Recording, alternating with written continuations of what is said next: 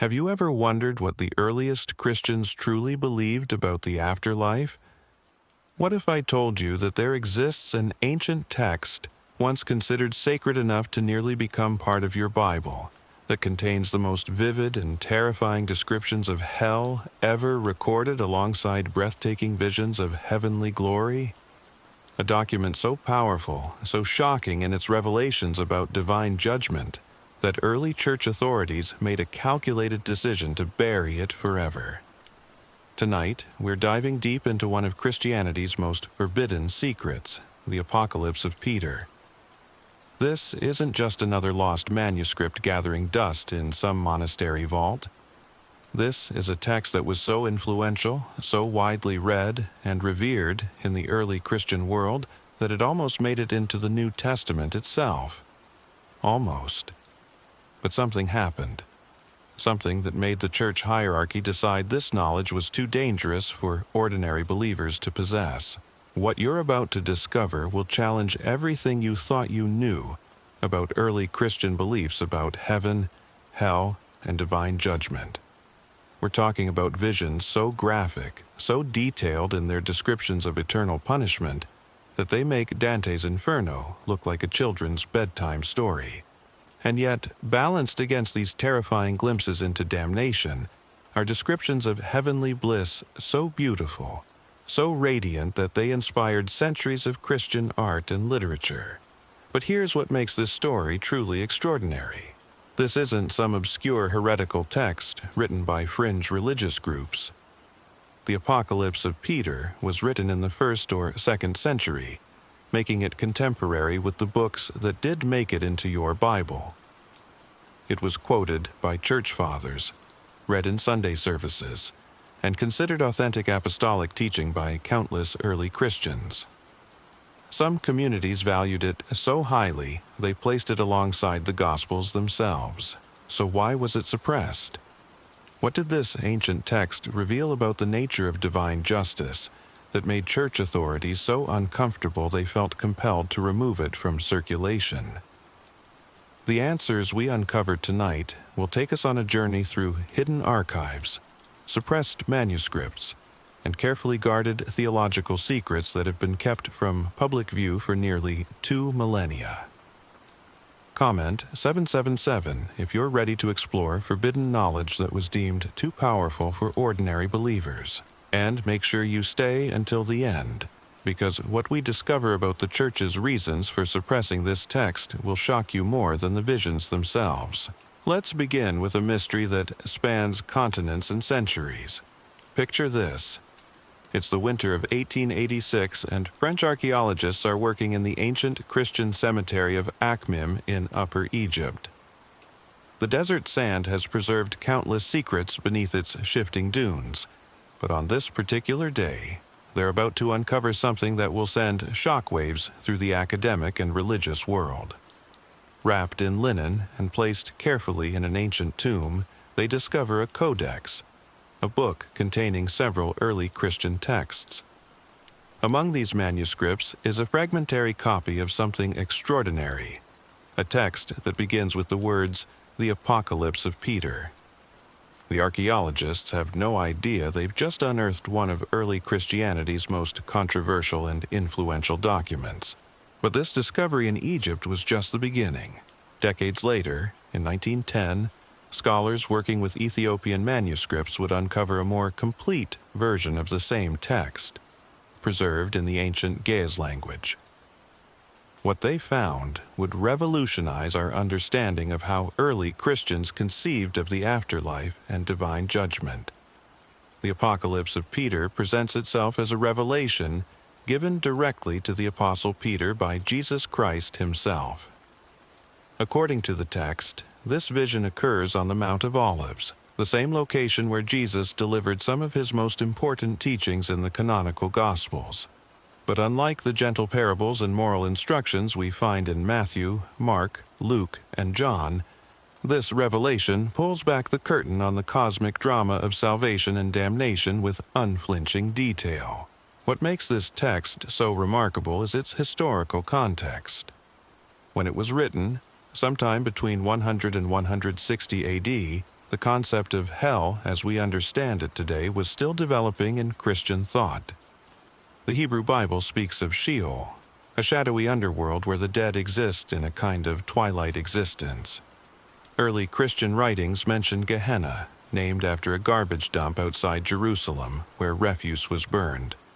But the Apocalypse of Peter gives us something unprecedented, a systematic, detailed tour of the realms of punishment and reward that await human souls after death.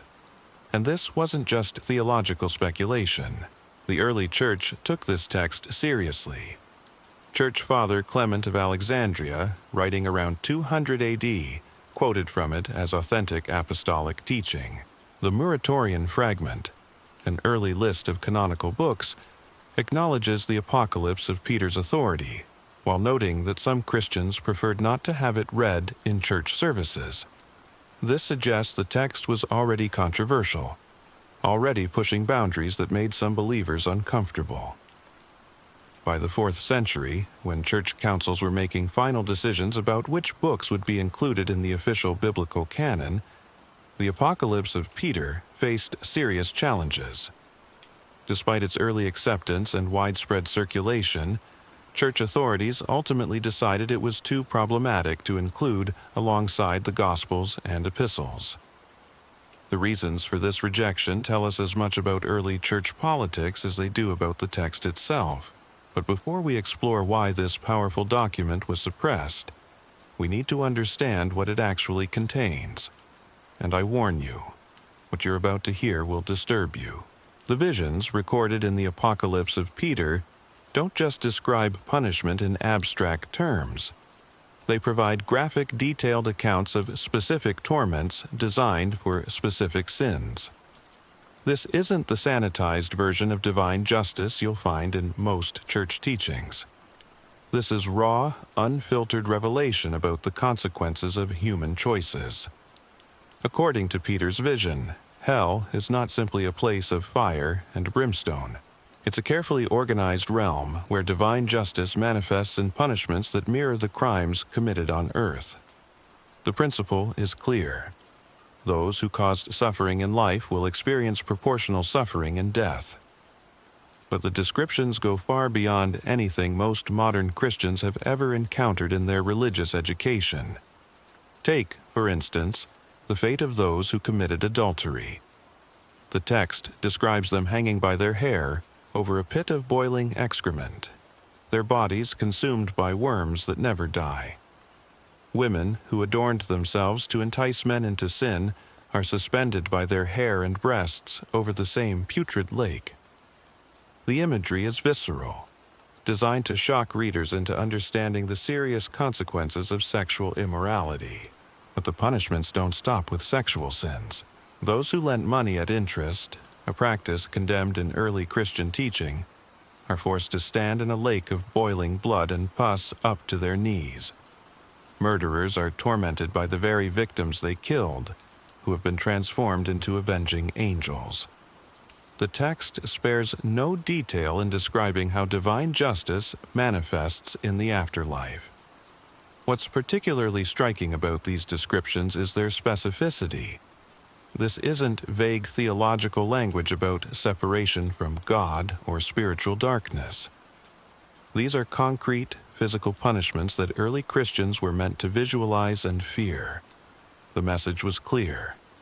Every action in this life has consequences in the next, and those consequences are far more terrible than most people could imagine. Yet the Apocalypse of Peter doesn't focus exclusively on punishment. The text also provides some of the most beautiful descriptions of heavenly reward found in early Christian literature. Those who suffered for righteousness in this life are shown dwelling in realms of indescribable beauty. The righteous walk on paths paved with precious stones, their bodies clothed in garments of light that shine brighter than the sun. They feast at tables laden with foods that satisfy completely yet never diminish. The vision describes gardens where every plant bears fruit, where rivers of milk and honey flow freely, where the very air is filled with the fragrance of paradise. The righteous dead don't simply exist in some ethereal spiritual state. They inhabit a renewed creation where physical pleasure and spiritual joy merge into perfect bliss. Their bodies are transformed but recognizable, perfected versions of their earthly forms that can experience pleasure without the limitations of mortality. These descriptions of heavenly reward serve as more than just comfort for believers facing persecution. They establish a moral framework where present suffering gains eternal significance. The text makes clear that those who endure hardship for the sake of righteousness aren't just promised spiritual consolation. They're guaranteed physical, tangible rewards that more than compensate for their earthly trials. The Apocalypse of Peter also introduces concepts that would profoundly influence later Christian thought about the afterlife. The text describes degrees of punishment and reward, suggesting that divine justice operates with precision rather than broad categories of saved and damned. Some sinners face more severe torments than others based on the nature and extent of their crimes. Similarly, the righteous receive different levels of reward corresponding to their faithfulness and suffering on earth. This graduated system of eternal justice would later influence theological developments, like the Catholic concept of purgatory and various Protestant discussions about degrees of glory in heaven. The Apocalypse of Peter provided early Christians with a framework for understanding how God's justice could be both merciful and severe, both universal and particular. But perhaps most significantly, the text addresses a question that has troubled believers throughout history. What happens to those who die without hearing the gospel? The Apocalypse of Peter suggests that divine mercy extends even into the realms of punishment, offering hope for eventual redemption even to some of the damned. This concept of ultimate universal salvation, while not explicitly taught, hovers at the edges of the text's vision. These theological implications help explain why the Apocalypse of Peter was both beloved and controversial in the early church.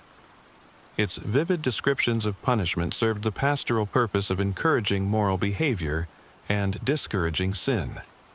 Its beautiful visions of heavenly reward provided comfort to persecuted believers and incentive for continued faithfulness. But its suggestions about the nature of divine justice and the possibility of post-mortem redemption challenged developing orthodox positions about salvation and eternal punishment.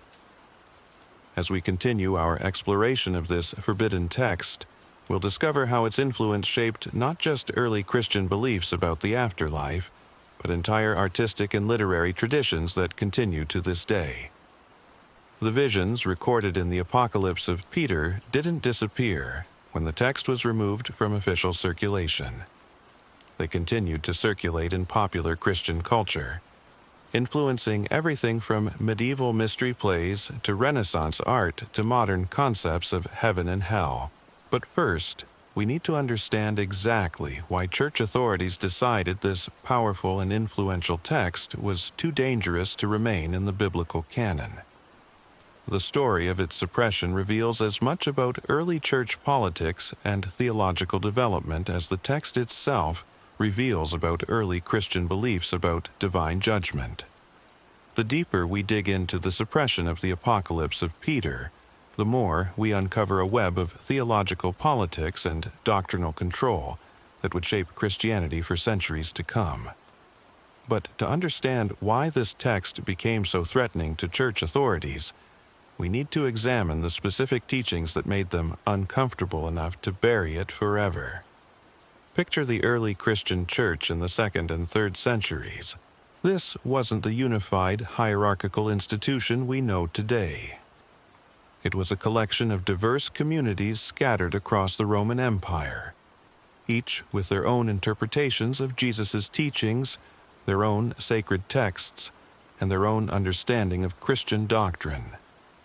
Into this environment came the Apocalypse of Peter, offering detailed revelations about the afterlife that seemed to answer questions the canonical Gospels left unanswered. But here's where things get complicated. The visions in the Apocalypse of Peter weren't just graphic descriptions of punishment and reward.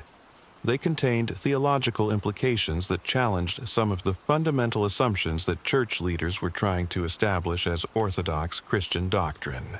And the more popular this text became among ordinary believers, the more it threatened the authority of those who wanted to control Christian teaching.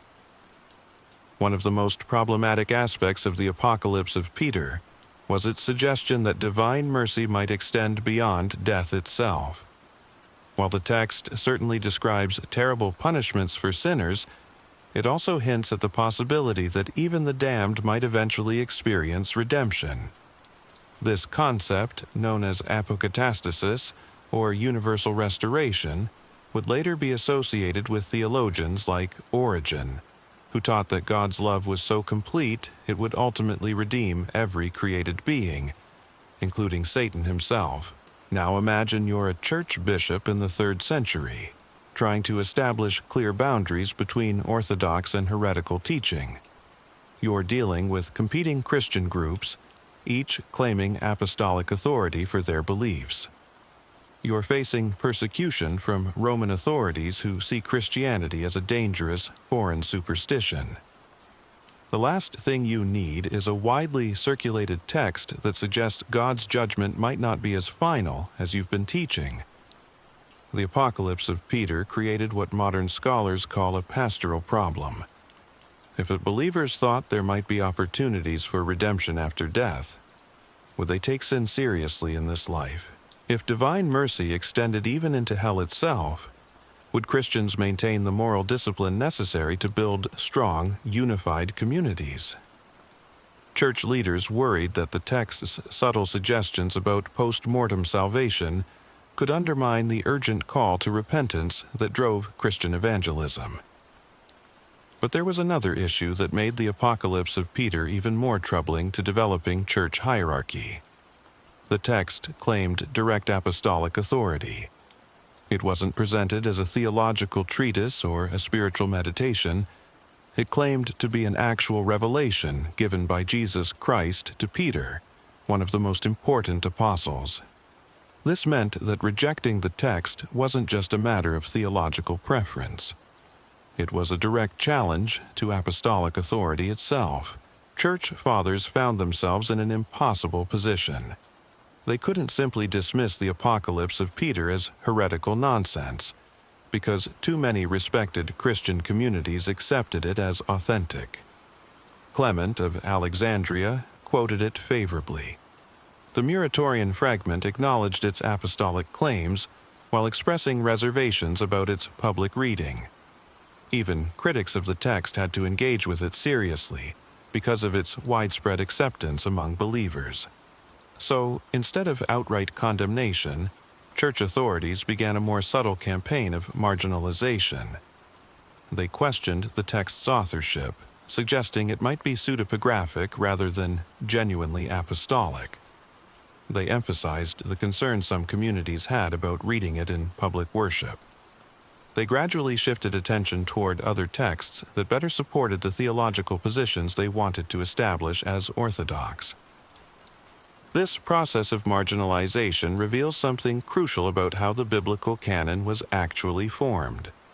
It wasn't simply a matter of inspired church leaders recognizing divinely ordained texts. It was a complex political and theological process where practical concerns about church unity and doctrinal control played major roles in determining which books would be preserved and which would be suppressed. The Apocalypse of Peter fell victim to this process, not because it lacked spiritual value or historical authenticity, but because its theological implications threatened the kind of unified, hierarchical church that leaders were trying to build. Its detailed visions of divine judgment were too specific, too graphic, and too potentially controversial for a church trying to present a unified front to the Roman world. Consider how different Christianity might have developed if the Apocalypse of Peter had remained in the biblical canon. The text's emphasis on proportional justice, where punishments precisely match crimes committed in life, might have led to very different understandings of divine mercy and human responsibility. Its detailed descriptions of heavenly rewards might have encouraged a more physical, embodied understanding of eternal life, rather than the increasingly spiritualized concepts that came to dominate Christian theology. The text's influence on popular Christian imagination didn't disappear when it was removed from official circulation. Medieval Christians continued to read and copy the Apocalypse of Peter, even as church authorities discouraged its use in worship. Its vivid descriptions of hell influenced artistic depictions of divine judgment throughout the Middle Ages. Dante's Inferno, perhaps the most famous literary treatment of hell in Western culture, shows clear influence from the punishments described in the Apocalypse of Peter. But the suppression campaign was largely successful in limiting the text's theological influence. By the time Christianity became the official religion of the Roman Empire in the 4th century, the Apocalypse of Peter had been effectively marginalized. It survived in manuscripts copied by monks and scholars, but it no longer shaped mainstream Christian teaching about the afterlife. This marginalization had profound consequences for how Christians understood divine justice. Without the Apocalypse of Peter's detailed descriptions of proportional punishment, later theology developed more abstract concepts of hell as simply separation from God or spiritual darkness. Without its hints about post-mortem redemption, Orthodox Christianity became increasingly committed to the finality of divine judgment at the moment of death. The text that survived in Ethiopian manuscripts tells us something important about how suppressed knowledge preserves itself in unexpected places. While European Christianity was systematically removing the Apocalypse of Peter from circulation, Ethiopian Christians continued to value it as authentic apostolic teaching. Their preservation of the text allowed modern scholars to recover what European suppression had nearly destroyed forever. This pattern of preservation in marginal communities reveals something crucial about how forbidden knowledge survives. When mainstream institutions suppress certain teachings, those teachings don't simply disappear. They find refuge in communities that value them, sometimes surviving for centuries or millennia until conditions change enough to allow their rediscovery. The scholarly rediscovery of the Apocalypse of Peter in the 19th and 20th centuries forced church historians to confront uncomfortable questions about the canon formation process. If this text was so widely accepted in early Christianity, if it influenced so many aspects of Christian culture, if it claimed authentic apostolic authority, then what other important teachings might have been suppressed for political rather than theological reasons? These questions become even more pressing when we examine the specific content that made the Apocalypse of Peter so threatening to church authorities. The text doesn't just describe punishment and reward in general terms. It provides a systematic theology of divine justice that challenges some of the most fundamental assumptions of later Christian doctrine. For instance, the Apocalypse of Peter suggests that divine punishment serves not just retributive justice, but also educational purposes.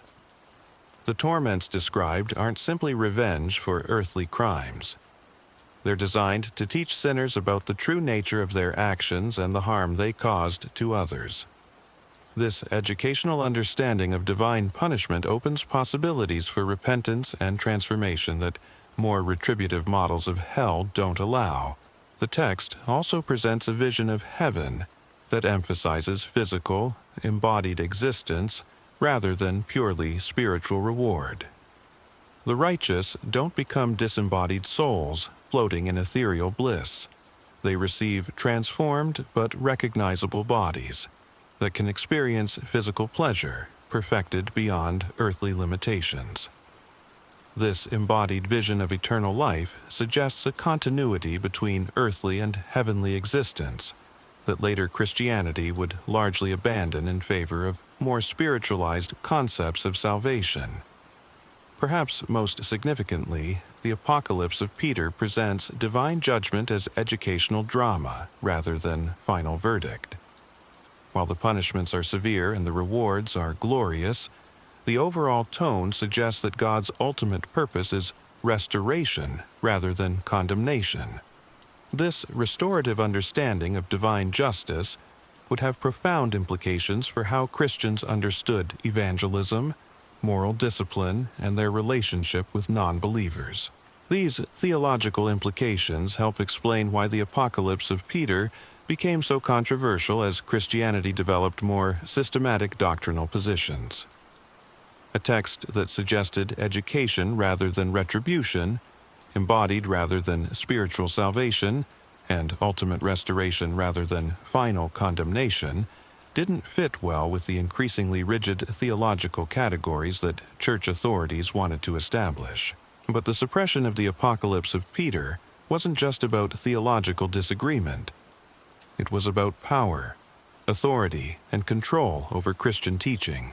A text that claimed direct apostolic revelation about the afterlife challenged the emerging authority structure of the institutional church. If ordinary believers could access detailed knowledge about divine judgment through this apostolic text, they might not need the interpretive authority of bishops and theologians.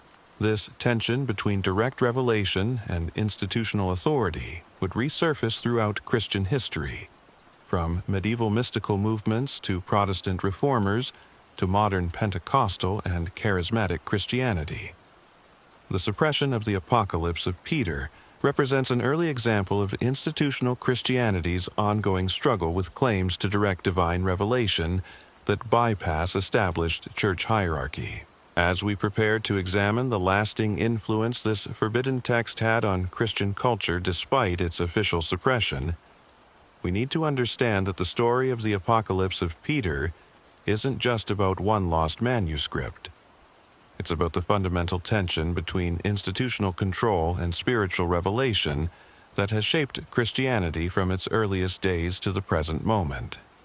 The influence this forbidden text wielded over Christian imagination becomes even more fascinating when we trace how its visions permeated medieval culture despite official suppression.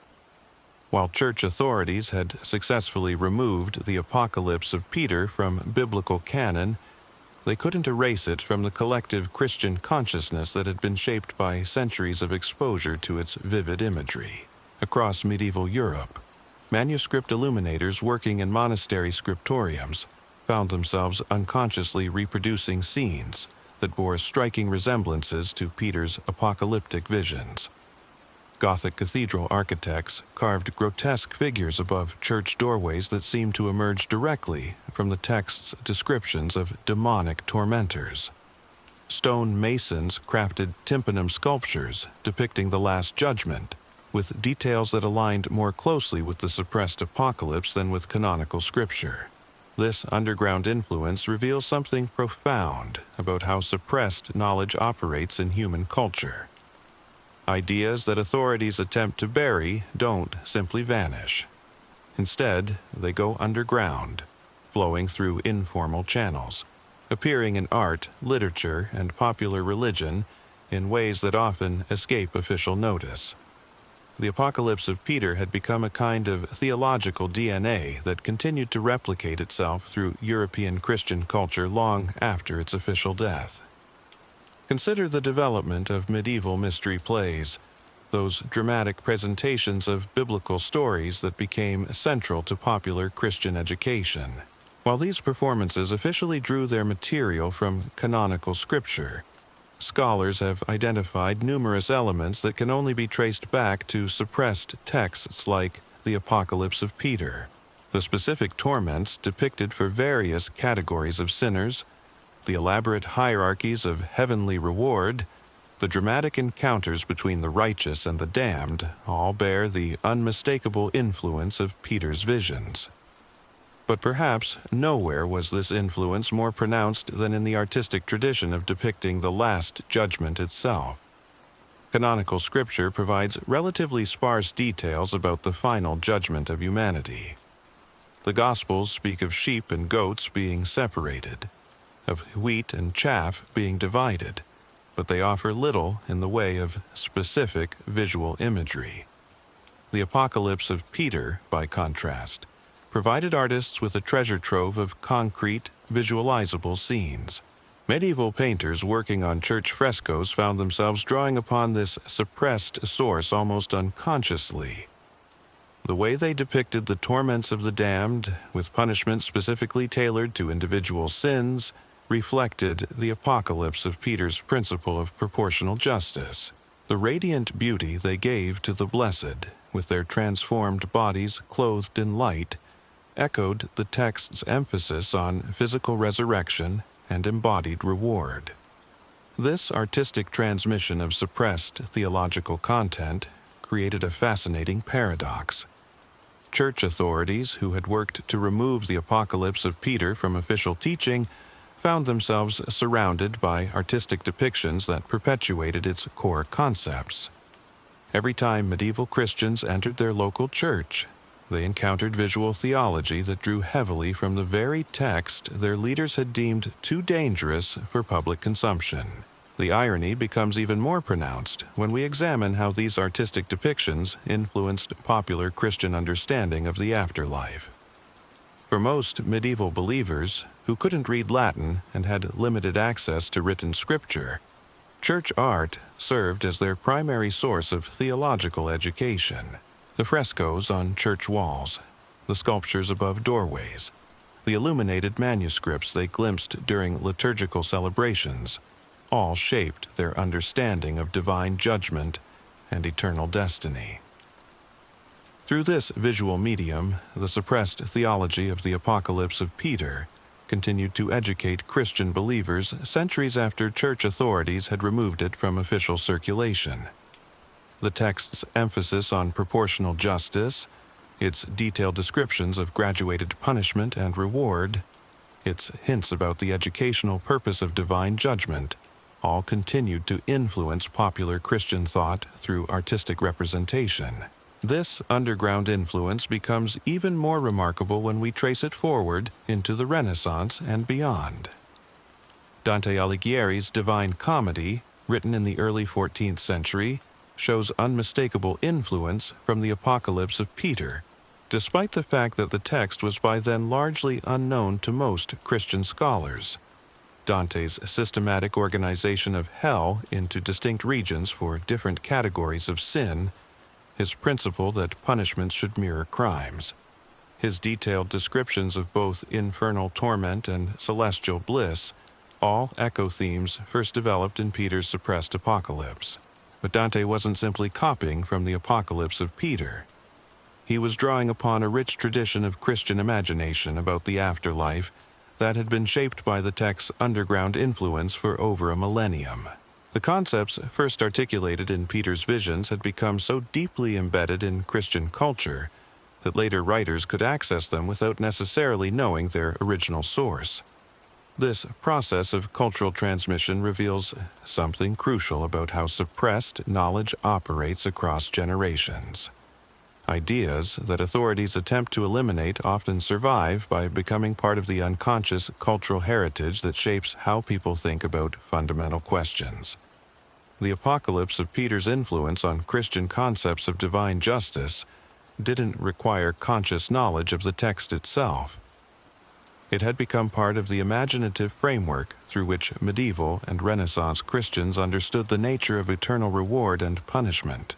The Protestant Reformation of the 16th century created new opportunities for suppressed texts to resurface in Christian consciousness.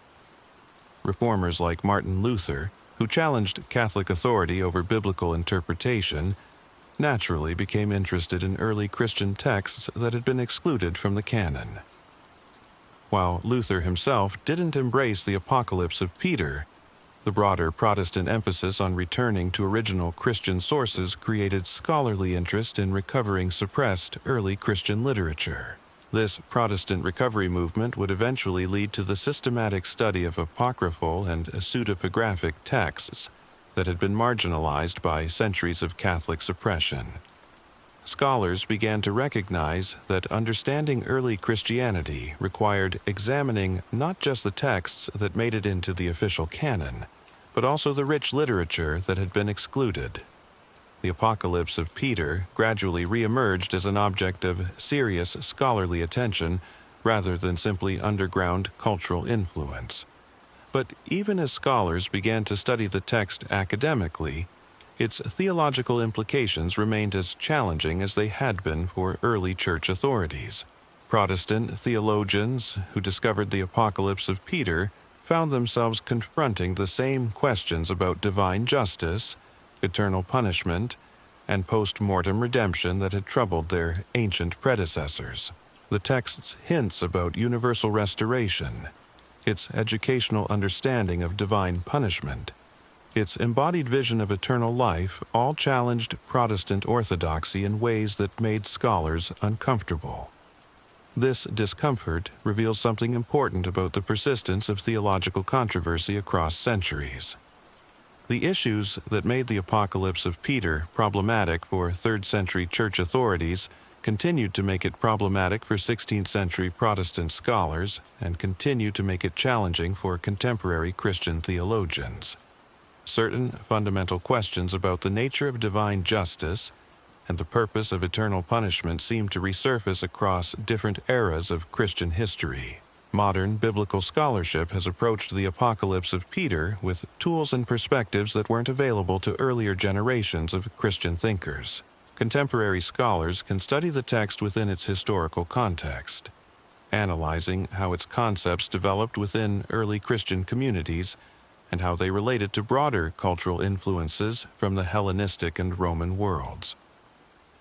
This historical approach has revealed fascinating connections between Peter's apocalyptic visions and non-Christian sources that earlier Christian scholars couldn't have recognized.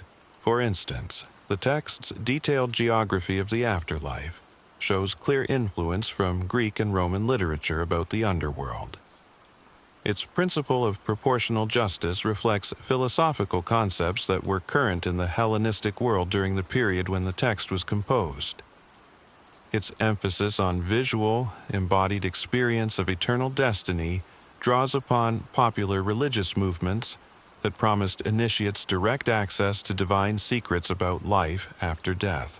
These scholarly discoveries help explain both why the Apocalypse of Peter was so appealing to early Christian communities and why it eventually became controversial.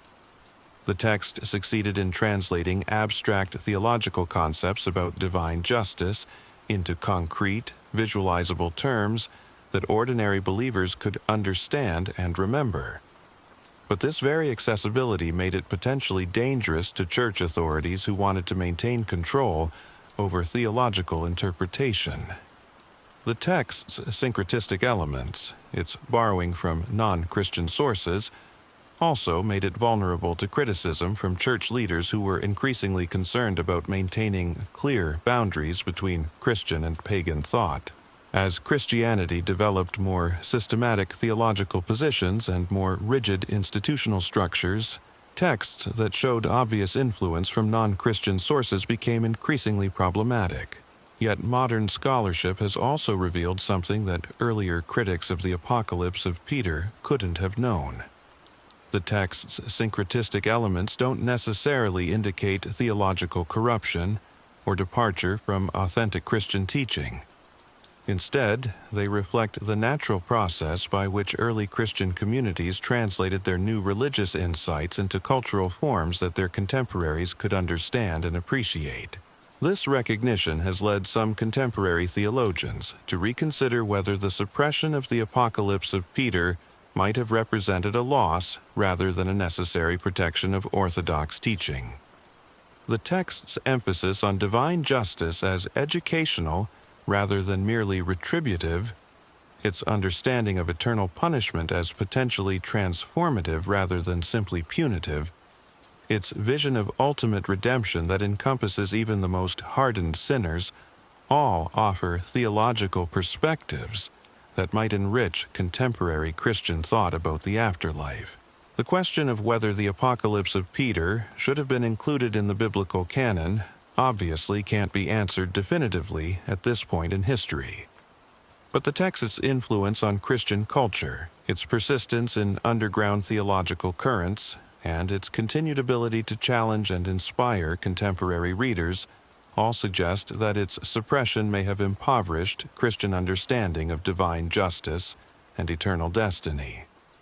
As we move toward understanding the full significance of this remarkable text, we need to examine not just its historical influence, but also its potential relevance for contemporary questions about divine justice, human responsibility, and the ultimate purpose of existence itself. The visions recorded in the Apocalypse of Peter weren't simply ancient speculation about the afterlife. They represented early Christian attempts to grapple with fundamental questions about the nature of good and evil, the consequences of human choice, and the ultimate destiny of creation itself. These questions remain as pressing today as they were in the 2nd century when the Apocalypse of Peter was first circulating among Christian communities. Modern believers still struggle to understand how divine love and divine justice can coexist, how eternal punishment can serve any constructive purpose, whether there might be opportunities for redemption beyond death itself. The suppressed visions of Peter's Apocalypse offer perspectives on these questions that mainstream Christian theology has largely ignored for nearly 2 millennia. But recovering these perspectives requires more than simply reading an ancient text. It requires understanding how the process of canonical formation reflects not just divine inspiration, but also human political and theological concerns that may have obscured important aspects of early Christian insight. The story of the Apocalypse of Peter's suppression reveals how institutional Christianity sometimes prioritized unity and control over the preservation of diverse theological perspectives that might have enriched the faith's understanding of ultimate reality. This recognition doesn't necessarily mean that church authorities were wrong to exclude the Apocalypse of Peter from the biblical canon. Canon formation required difficult choices about which texts would be preserved and promoted as authoritative Christian teaching. But it does suggest that contemporary Christians might benefit from recovering some of the theological insights that were lost when this influential text was marginalized and suppressed. The underground influence this forbidden document wielded over Christian imagination for more than a millennium demonstrates something profound about the persistence of suppressed truth. Ideas that resonate with deep human concerns about justice, meaning, and ultimate destiny don't simply disappear when authorities attempt to eliminate them.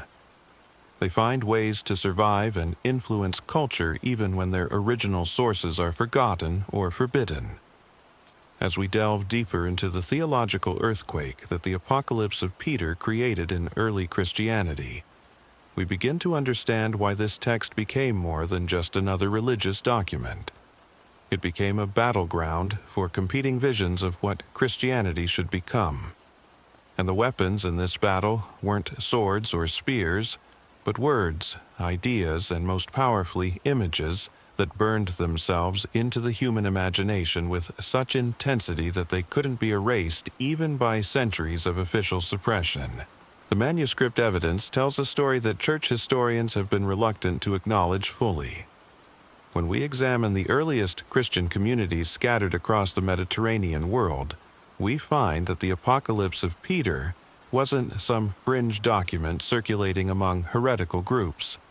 It was mainstream Christian literature, read aloud in worship services, quoted by respected church leaders, and copied by scribes who considered it as authoritative as the letters of Paul or the Gospels themselves. In the ancient city of Rosses, located in what is now southern Turkey, Bishop Serapion initially allowed the public reading of the Apocalypse of Peter during Christian gatherings. This wasn't a casual decision. Serapion was a respected church leader who understood the importance of maintaining doctrinal purity. His initial acceptance of the text reveals just how widely it was regarded as legitimate apostolic teaching in the late 2nd century. But something changed Serapion's mind. According to the church historian Eusebius, the bishop later withdrew his approval after discovering that the text was being used by Docetist groups to support their teachings that Christ's physical body was merely an illusion, This incident reveals something crucial about the political dynamics that shaped early Christianity. Texts weren't rejected simply on their own merits, but often because of how they were being interpreted by groups that church authorities considered problematic. The Serapion incident illuminates a pattern that would repeat itself throughout early Christian history. Valuable theological insights would be suppressed not because they were inherently false or dangerous, but because they could be used to support positions that threatened the unity church leaders were desperately trying to maintain.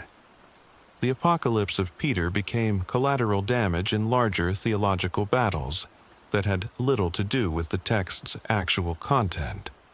Consider what early Christians actually encountered when they heard the Apocalypse of Peter read in their assemblies. Unlike the canonical Gospels, which often speak about eternal judgment in parables and metaphors, this text provided concrete, visceral descriptions that left nothing to the imagination. When Jesus reveals to Peter the fate of those who rejected divine truth, the language becomes almost unbearably specific. Blasphemers are hung by their tongues over rivers of boiling pitch. Those who charged interest on loans are forced to stand in lakes of blood and excrement that reach to their necks. Women who abandoned their children are tormented by wild beasts whose milk is transformed into fire that consumes their breasts. These aren't abstract theological concepts. They're horror movie scenes designed to shock listeners into moral transformation. But here's what makes these descriptions even more remarkable. They weren't presented as symbolic representations or metaphorical teachings. The text claims these are literal visions of actual places where real human souls would experience real punishment for real crimes. This literalistic approach to divine judgment set the Apocalypse of Peter apart from much early Christian literature that used more symbolic language to discuss the afterlife. The impact on ordinary believers must have been tremendous. Imagine sitting in a candlelit room with fellow Christians, listening to these graphic descriptions being read aloud by your spiritual leader. The fear would have been palpable, the moral urgency undeniable. This wasn't gentle encouragement toward righteous living. This was theological shock therapy designed to burn moral imperatives into human consciousness with such intensity that they could never be forgotten. Yet balanced against these terrifying visions of punishment were descriptions of heavenly reward that were equally concrete and equally overwhelming. The righteous dead weren't promised some vague spiritual bliss. They were shown dwelling in cities of precious stone, wearing garments woven from light itself, feasting on foods that satisfied completely yet never diminished. Their bodies were described as more beautiful than earthly flesh, yet recognizably human, capable of experiencing pleasure that transcended anything possible in mortal life. The text describes gardens where every tree bears fruit, where flowers bloom eternally without withering, where the very ground beneath the feet of the blessed is composed of gems that shine with inner light. Rivers of milk and honey flow through meadows of grass softer than silk. The air itself carries fragrances that induce states of joy beyond human description. These weren't spiritual metaphors. They were architectural blueprints for paradise. What emerges from these dual visions is a theology of divine justice that operates with mathematical precision. Every act of cruelty in earthly life generates a corresponding punishment in the afterlife. Every sacrifice made for righteousness produces a proportional reward in eternity. This isn't the arbitrary divine favoritism that characterized many ancient religions. This is a cosmic accounting system where moral choices have consequences that extend far beyond the brief span of human existence. The theological implications were staggering. If the Apocalypse of Peter accurately described the afterlife, then human moral choices carried weight that dwarfed any earthly consideration. Temporal suffering for righteousness became not just admirable, but mathematically rational given the eternal rewards it would generate. present comfort gained through cruelty or exploitation became not just morally wrong, but ultimately self-destructive, given the eternal punishment it would produce. This mathematical understanding of divine justice created both tremendous moral urgency and profound pastoral challenges. On one hand, believers who took the text seriously would be powerfully motivated toward righteous behavior. The descriptions of punishment were too graphic to ignore, the visions of reward too beautiful to dismiss. But this same intensity could also generate psychological problems that church leaders weren't prepared to handle. Some believers became so terrified of the punishments described in the Apocalypse of Peter that they developed what we might now recognize as religious anxiety disorders. Others became so obsessed with earning heavenly rewards that they neglected practical responsibilities in the present world. The text's vivid imagery was powerful enough to transform behavior, but that same power could also distort spiritual development in ways that concerned pastoral leaders. Church authorities found themselves in an impossible position. They couldn't deny the text's effectiveness in promoting moral behavior among believers. Communities that regularly heard the Apocalypse of Peter read in worship demonstrated remarkable devotion to Christian ethics. But they also couldn't ignore the psychological casualties that sometimes resulted from exposure to such intense imagery. The text's treatment of gender and sexuality added another layer of controversy. The Apocalypse of Peter contained some of the most graphic descriptions of punishment for sexual sins found in early Christian literature. Adulterers were hung by their genitals over pits of fire. Women who used cosmetics to entice men were suspended by their hair and breasts over lakes of boiling excrement. Prostitutes were tormented by demons who forced them to engage in degrading acts for eternity. These descriptions reflected the strict sexual ethics that characterized early Christianity, but they did so with a violence and specificity that made some church leaders uncomfortable. The text seemed to suggest that sexual sins deserved punishments more severe than many other forms of wrongdoing. This emphasis on sexual purity as a primary Christian virtue would influence church teaching for centuries, but it also generated debates about whether such extreme imagery was appropriate for mixed congregations. The manuscript tradition reveals another fascinating aspect of the text's controversial nature. Different versions of the Apocalypse of Peter contain variations in their descriptions of punishment and reward. Some manuscripts include sections that others omit. Some provide more graphic details, while others offer more restrained language.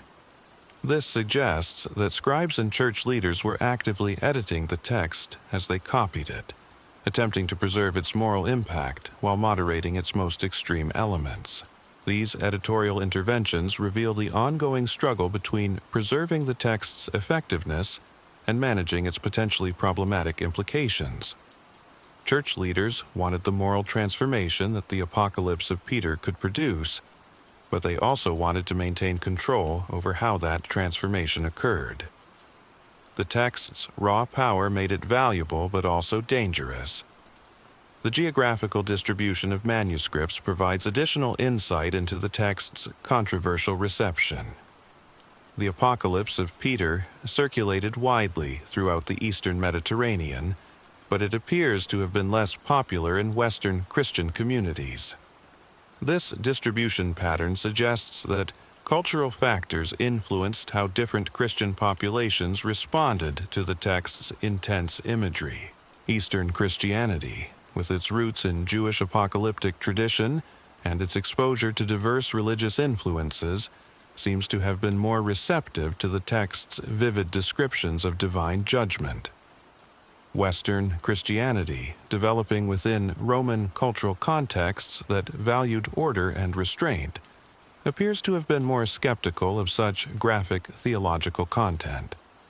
This cultural divide would eventually contribute to the text's suppression as Christianity became increasingly centered in Rome and influenced by Roman administrative and intellectual traditions.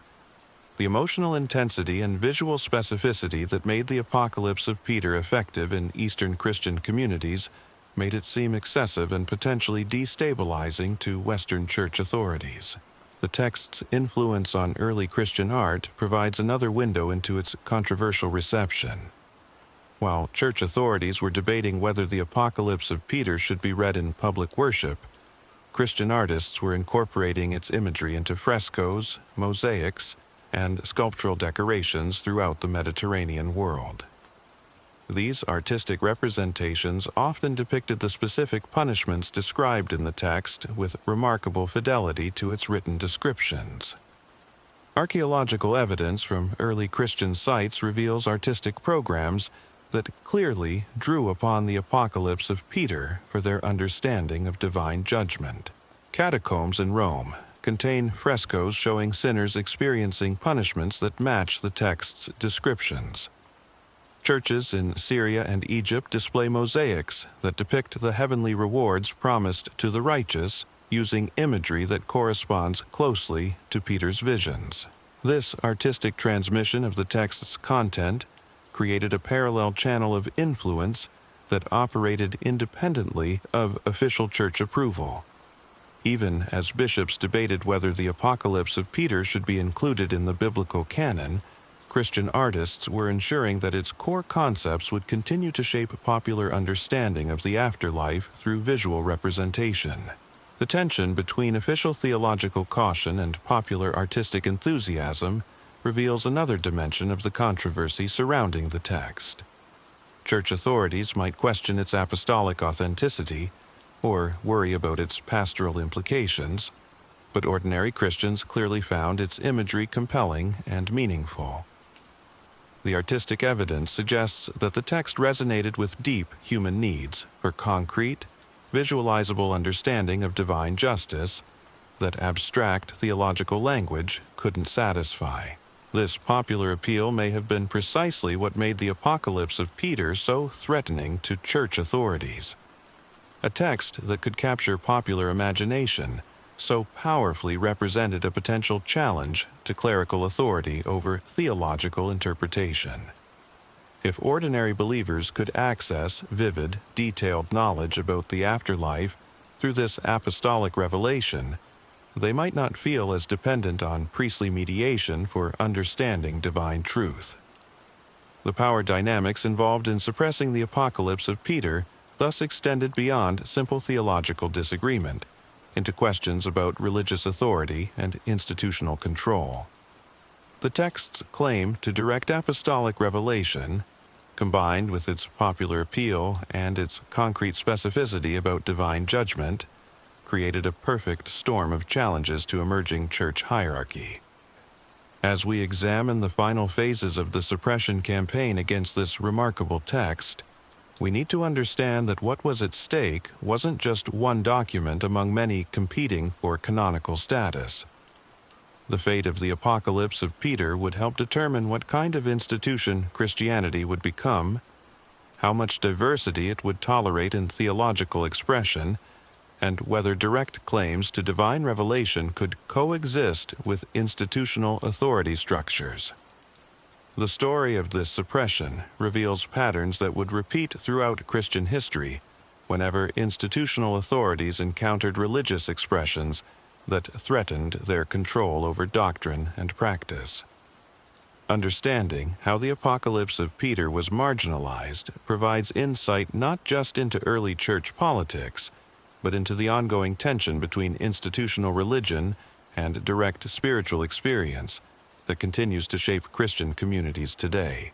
But perhaps most importantly, the suppression of this text represents the loss of theological perspectives that might have enriched Christian understanding of divine justice, human responsibility, and the ultimate purpose of existence itself.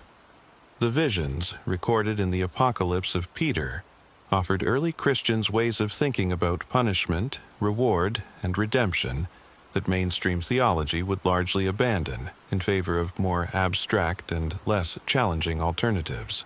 As we prepare to examine the ultimate fate of this forbidden text and its continuing influence on human understanding of divine judgment, We must confront uncomfortable questions about what might have been lost when church authorities decided that certain revelations were too dangerous for ordinary believers to possess. The story of the Apocalypse of Peter is ultimately a story about the price of theological conformity and the cost of suppressing diverse voices in the development of religious tradition. The systematic erasure of the Apocalypse of Peter from Christian consciousness represents one of the most successful information suppression campaigns in religious history. But what makes this campaign particularly disturbing is how it was accomplished not through dramatic book burnings or violent persecution, but through subtle manipulation of manuscript production, careful control of theological education, and gradual redirection of popular attention toward more manageable texts. By the 4th century, when Emperor Constantine legalized Christianity and church councils began making final decisions about biblical canon, the Apocalypse of Peter faced a coordinated assault from multiple directions. Church authorities didn't simply declare it heretical and forbid its reading. Instead, they employed more sophisticated strategies that would ensure its gradual disappearance from Christian consciousness without creating martyrs or generating sympathy for suppressed knowledge. The first phase of suppression involved questioning the text's apostolic authorship. Rather than attacking its theological content directly, church scholars began raising doubts about whether the Apocalypse of Peter was actually written by the Apostle Peter himself. This approach was particularly effective because it allowed authorities to marginalize the text without condemning the spiritual insights it contained. They could claim to respect its religious value while questioning its authenticity. Jerome, the great biblical scholar who produced the Latin Vulgate translation, played a crucial role in this authentication campaign. In his writings, Jerome acknowledged that many Christians considered the Apocalypse of Peter to be genuine apostolic teaching, but he expressed personal doubts about its authorship. Coming from such a respected biblical authority, these doubts carried enormous weight in shaping scholarly opinion about the text. But Jerome's skepticism wasn't based on rigorous textual analysis or historical investigation. The tools for such analysis wouldn't be developed until the modern era. Instead, his doubts seem to have been motivated primarily by theological concerns about the text's content and its potential impact on church unity. This reveals how authentication debates in the early church often reflected political and pastoral considerations rather than purely scholarly judgments. The second phase of suppression involved controlling manuscript production. During the 4th and 5th centuries, as Christianity became increasingly institutionalized, church authorities gained greater control over scriptoriums where religious texts were copied and preserved. Abbots and bishops could influence which texts received priority for copying, and which were allowed to disappear through neglect. The Apocalypse of Peter didn't disappear overnight. Instead, scribes simply stopped making new copies with the same frequency they had previously. When existing manuscripts wore out or were damaged, they weren't replaced as quickly as copies of canonical texts. Over time, this selective preservation gradually reduced the number of copies in circulation until the text became increasingly rare and difficult to access. This manuscript suppression strategy was particularly effective because it operated invisibly. There were no dramatic confrontations between authorities and believers who cherished the text. No heroic defenses of suppressed knowledge. Instead, the Apocalypse of Peter simply became harder and harder to find until most Christians forgot it had ever existed. The third phase involved redirecting theological education away from texts that raised uncomfortable questions about divine justice and eternal punishment. As Christianity developed more systematic approaches to training clergy, church authorities could control which texts were studied in theological schools and which were ignored. Students who never encountered the Apocalypse of Peter during their education wouldn't know to seek it out later in their ministry. This educational suppression had generational effects that compounded over time. Each generation of church leaders who hadn't been exposed to the text was less likely to value it or seek to preserve it. Within a few centuries, most Christian scholars had no direct knowledge of the Apocalypse of Peter's content or significance in early Christian communities. The fourth phase involved promoting alternative texts that conveyed similar themes in ways that were more acceptable to church authorities. Rather than simply eliminating vivid descriptions of divine judgment, church leaders encouraged the circulation of texts that discuss the afterlife in more abstract, less challenging terms. The Book of Revelation, with its symbolic imagery and prophetic language, could satisfy popular hunger for apocalyptic material without raising the specific theological problems posed by Peter's concrete visions. This substitution strategy was particularly clever because it allowed church authorities to claim they weren't suppressing important spiritual insights. They could argue that canonical texts provided everything believers needed to understand divine judgment and eternal destiny. The more specific and potentially controversial details contained in the Apocalypse of Peter were presented as unnecessary elaborations rather than essential revelations. The geographical dimension of suppression reveals how thoroughly church authorities coordinated their campaign against the text. While the Apocalypse of Peter had circulated widely throughout the Mediterranean world during its peak popularity, its suppression followed the expanding influence of Roman Christianity. As bishops aligned with Rome gained authority over local Christian communities, texts that Rome considered problematic gradually disappeared from regional circulation. The survival of more complete versions in Ethiopian Christianity demonstrates how suppression campaigns could be resisted by communities that remained outside Roman ecclesiastical control. Ethiopian Christians preserved texts that European Christianity had abandoned, creating a kind of theological ark that protected suppressed knowledge through centuries of official neglect. This geographical pattern of preservation and suppression reveals something important about how institutional power operates in religious contexts. Communities that maintained independence from centralizing authorities could preserve diverse theological traditions that more controlled environments eliminated. The price of ecclesiastical unity was often the loss of theological diversity.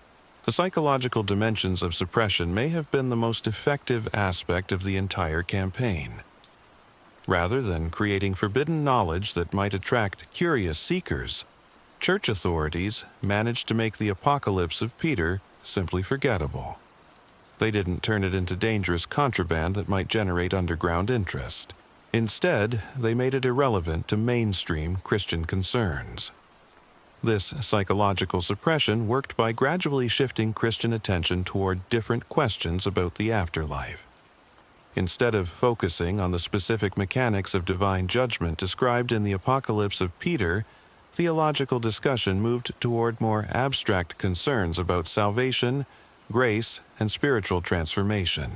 The text's concrete imagery came to seem crude and primitive compared to more sophisticated theological language. The effectiveness of this approach becomes apparent when we examine how few Christians today have even heard of the Apocalypse of Peter, despite its crucial role in shaping early Christian thought about divine judgment. Most believers who learn about the text for the first time express surprise that such an influential document could have been so thoroughly forgotten. This amnesia represents the ultimate success of the suppression campaign. But the most disturbing aspect of this suppression may be how it established patterns that would be repeated throughout Christian history whenever institutional authorities encountered teachings that challenged their preferred theological positions. The techniques used to marginalize the Apocalypse of Peter, questioning authenticity, controlling manuscript production, redirecting education, promoting alternatives, and managing psychological associations, would resurface again and again in church responses to mystical movements, reform initiatives, and doctrinal innovations. The suppression of the Apocalypse of Peter thus represents more than the loss of one ancient text. It established precedents for institutional control over Christian thought that would shape the religion's development for centuries to come. Understanding these precedents helps explain how other valuable theological insights may have been lost through similar campaigns of marginalization and neglect. Contemporary scholars who have rediscovered the Apocalypse of Peter face challenges that echo the concerns of early church authorities. How do you present a text whose graphic descriptions of divine punishment might traumatize modern readers? How do you discuss theological concepts that challenge contemporary assumptions about divine mercy and universal salvation? How do you acknowledge the text's historical importance without seeming to endorse its most troubling elements? These ongoing challenges suggest that the theological issues that made the Apocalypse of Peter controversial in the early church remain problematic for contemporary Christianity. The text continues to raise uncomfortable questions about the nature of divine justice, the purpose of eternal punishment, and the relationship between earthly actions and eternal consequences that modern believers struggle to answer satisfactorily. The rediscovery of the text in modern times has created opportunities for fresh theological engagement with questions that suppression had removed from Christian consciousness. Contemporary theologians can examine the Apocalypse of Peter's understanding of proportional justice, its educational theory of divine punishment, and its embodied vision of eternal life with tools and perspectives that weren't available to earlier generations of Christian thinkers. But this modern engagement also reveals how thoroughly the suppression campaign succeeded in shaping Christian thought about the afterlife. Contemporary believers often find the Apocalypse of Peter's imagery disturbing, not just because it's graphic, but because it conflicts with assumptions about divine mercy and universal love that developed partly in response to the text's marginalization. The suppression created theological blind spots that persist even after the text's rediscovery. The most significant implication of studying the Apocalypse of Peter's suppression may be what it reveals about the relationship between institutional authority and spiritual truth in religious traditions. The text's marginalization demonstrates how concerns about unity, control, and public relations can influence decisions about which spiritual insights are preserved and which are abandoned. This recognition should make contemporary believers more cautious about accepting institutional claims about which theological perspectives are essential and which are expendable.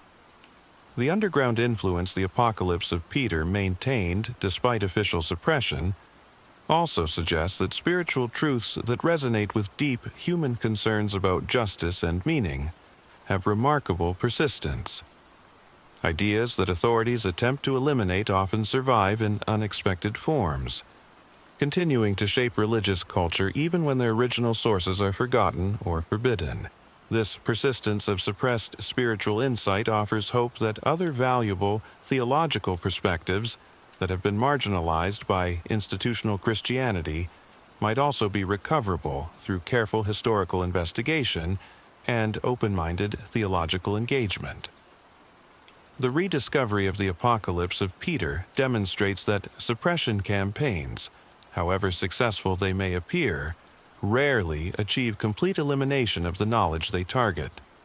The text's continuing ability to disturb and inspire contemporary readers reveals that its theological insights remain relevant to fundamental human questions about justice, responsibility, and ultimate meaning. The visions recorded in the Apocalypse of Peter weren't simply ancient speculation about the afterlife. They represented serious attempts to understand how divine justice operates in relation to human moral choices, questions that remain as pressing today as they were in the 2nd century. As we approach our final examination of what the Apocalypse of Peter might teach contemporary believers about divine judgment and eternal destiny, we need to understand that recovering this suppressed text isn't simply an academic exercise in historical curiosity. It's an opportunity to engage with theological perspectives that mainstream Christianity abandoned, possibly to its impoverishment, nearly 2 millennia ago. The story of the Apocalypse of Peter's suppression reveals how institutional concerns about unity and control can override commitments to preserving the full range of spiritual insights that emerge from authentic religious experience. Understanding this dynamic should make contemporary believers more vigilant about protecting theological diversity and more skeptical of claims that certain perspectives are too dangerous or controversial for serious consideration. But perhaps most importantly, the text itself continues to offer modern readers powerful imagery and theological concepts for thinking about the relationship between present moral choices and ultimate spiritual destiny. Whether or not one accepts its specific descriptions of punishment and reward, the apocalypse of Peter's fundamental insight that human actions have consequences extending far beyond earthly existence remains profoundly relevant to contemporary spiritual and ethical reflection. The visions recorded in this suppressed text remind us that questions about divine justice, human responsibility, and eternal destiny are too important to be left entirely to institutional authorities, however well-intentioned they may be. The apocalypse of Peter's survival through centuries of suppression testifies to the human need for concrete, meaningful ways of understanding how our choices matter in the larger cosmic drama of existence and redemption. As we continue to unpack the theological treasures and challenges contained within this remarkable document, we must remember that we're not simply examining an ancient curiosity, but engaging with spiritual insights that were once considered essential to Christian understanding of ultimate reality. The suppression of the apocalypse of Peter represents a chapter in the ongoing struggle between institutional control and direct spiritual revelation that continues to shape religious communities in our own time. The rediscovery of the apocalypse of Peter in modern times has forced contemporary Christianity to confront uncomfortable truths about its own theological development. When scholars finally gained access to complete versions of this suppressed text, they encountered descriptions of divine judgment that were far more complex, nuanced, and ultimately challenging than anything preserved in canonical scripture. The implications of these discoveries continue to reverberate through academic and religious circles today. Consider the sophisticated theological framework that emerges from careful study of Peter's visions. This wasn't primitive religious imagination running wild with graphic imagery. It was a systematic attempt to understand how divine justice operates across the boundary between earthly existence and eternal destiny. The text presents a cosmos where moral actions generate spiritual consequences according to precise metaphysical laws that govern the relationship between present choices and future experiences. The principle of proportional justice that underlies every punishment described in the Apocalypse of Peter reflects a theological understanding that would profoundly influence Western concepts of divine judgment for centuries to come. Unlike arbitrary divine wrath or capricious supernatural vengeance, the punishments revealed in Peter's visions follow logical patterns that demonstrate the inherent justice of cosmic moral order. Every torment serves a purpose beyond simple retribution. Take the punishment described for those who practiced usury, lending money at interest rates that exploited the desperate needs of borrowers. The text describes them standing eternally in lakes of boiling blood and pus, their feet burned by substances that represent the corrupted wealth they accumulated through others' suffering. This isn't random cruelty. It's a precise demonstration of how economic exploitation transforms both the exploiter and the exploited at levels that transcend material existence. The imagery becomes even more sophisticated when we examine how the text handles different categories of sexual transgression. Adulterers aren't simply tortured for breaking marriage vows. They're suspended in positions that force them to confront the spiritual reality of what they chose when they violated sacred bonds of trust and commitment. Their physical torment serves as external manifestation of internal corruption that began when they decided personal pleasure mattered more than covenant faithfulness. But perhaps most remarkably, the Apocalypse of Peter presents these punishments within a framework that suggests they serve educational rather than merely retributive purposes. The souls experiencing torment aren't simply paying debt for past crimes. They're being forced to understand the true nature of their earthly choices and the harm those choices cause to the fabric of divine order. This educational dimension opens possibilities for transformation that purely punitive models of divine judgment cannot accommodate. The text's treatment of heavenly rewards demonstrates the same sophisticated theological thinking applied in the opposite direction. The righteous dead don't receive arbitrary gifts or random pleasures as compensation for earthly suffering. Instead, they experience forms of joy and beauty that represent the natural fruition of spiritual qualities they cultivated during their mortal existence. Their rewards are organically connected to their character development rather than externally imposed by divine favoritism. The descriptions of heavenly gardens, where the blessed walk among trees bearing perpetual fruit, reflect more than wishful thinking about paradise. They represent a theological understanding that spiritual growth during earthly existence generates capabilities for experiencing divine reality that continue to develop throughout eternity. The righteous aren't simply rewarded for good behavior. They're equipped with enhanced spiritual senses that enable them to perceive and enjoy dimensions of divine beauty that remain invisible to lesser developed consciousness. This organic relationship between earthly spiritual development and eternal destiny suggests a far more sophisticated understanding of human nature than the simple saved versus damned categories that came to dominate later Christian theology. The Apocalypse of Peter presents a cosmos where spiritual growth continues beyond death, where divine judgment serves educational purposes, and where even punishment might eventually serve redemptive functions. These theological insights help explain why the text became so influential among early Christian communities, and why it remained controversial even among those who valued its spiritual content.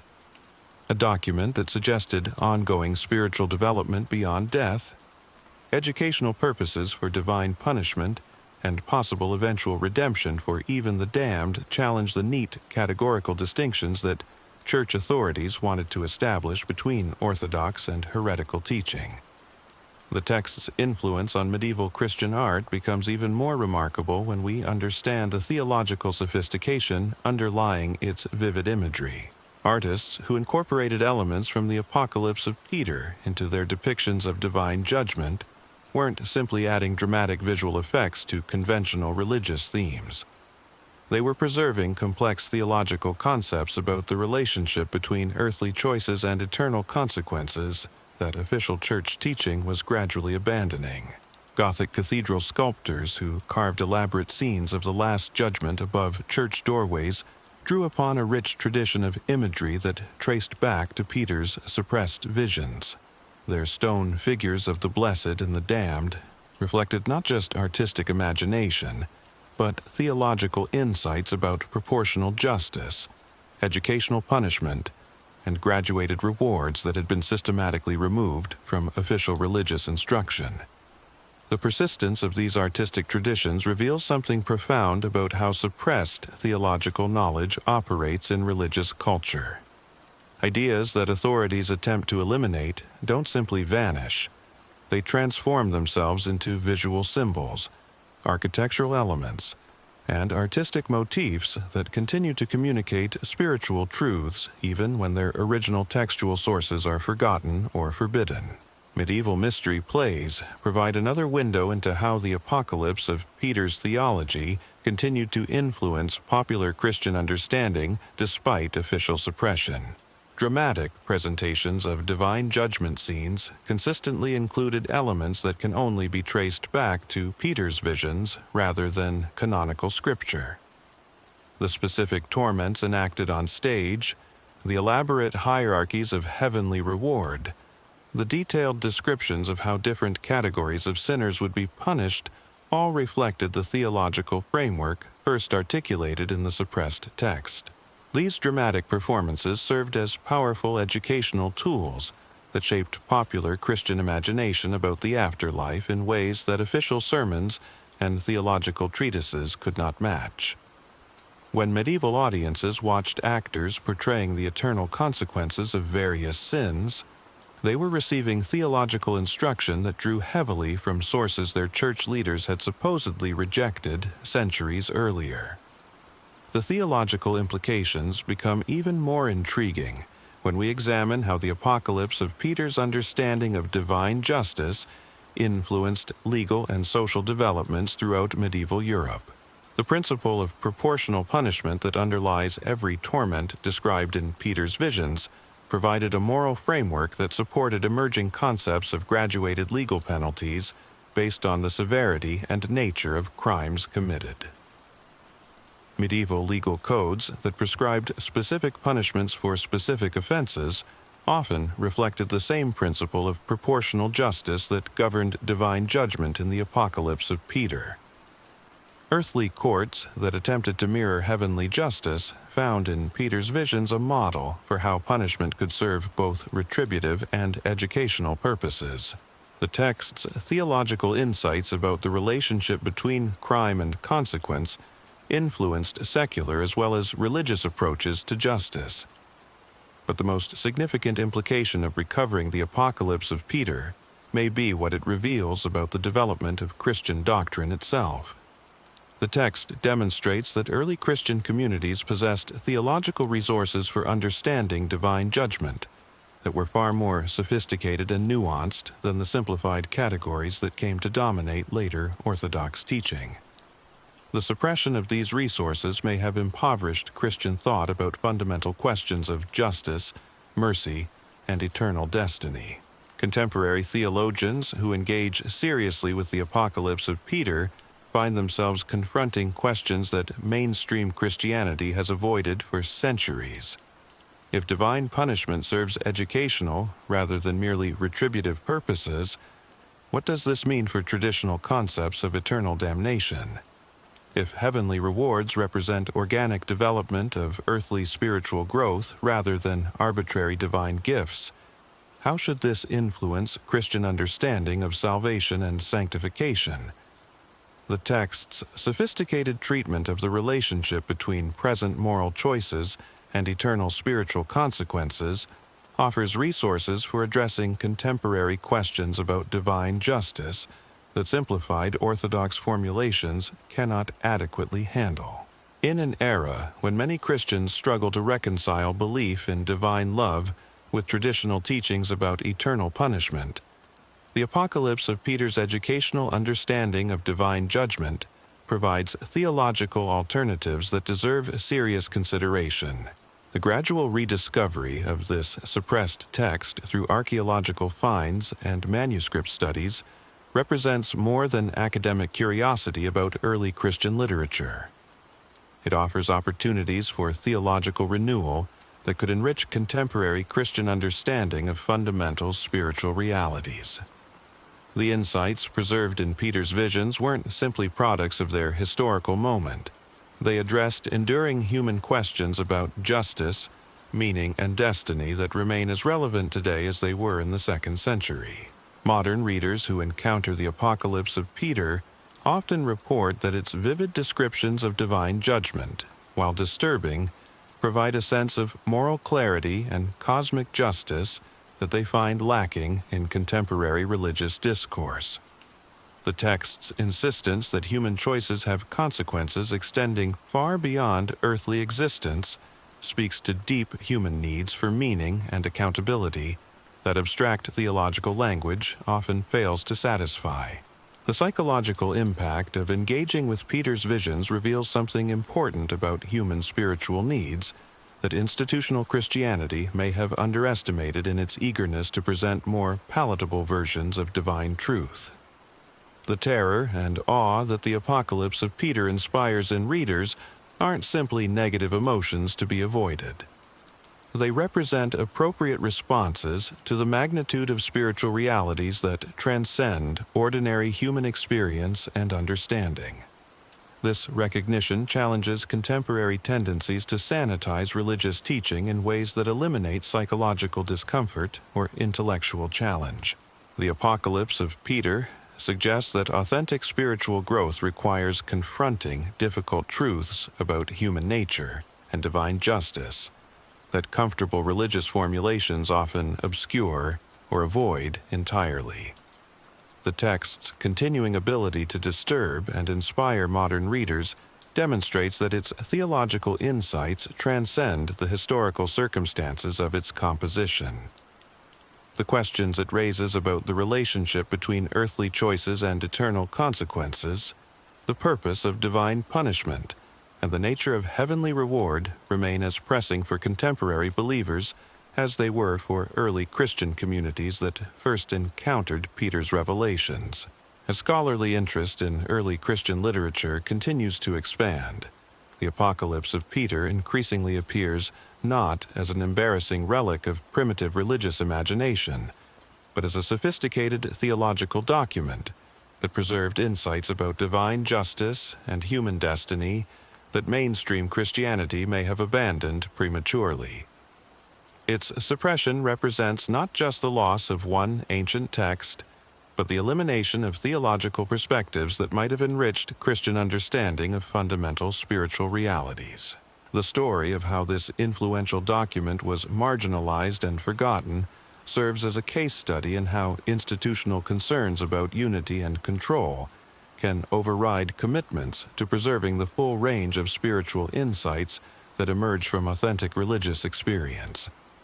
Understanding this process should make contemporary believers more cautious about accepting institutional claims about which theological perspectives are essential and which are expendable.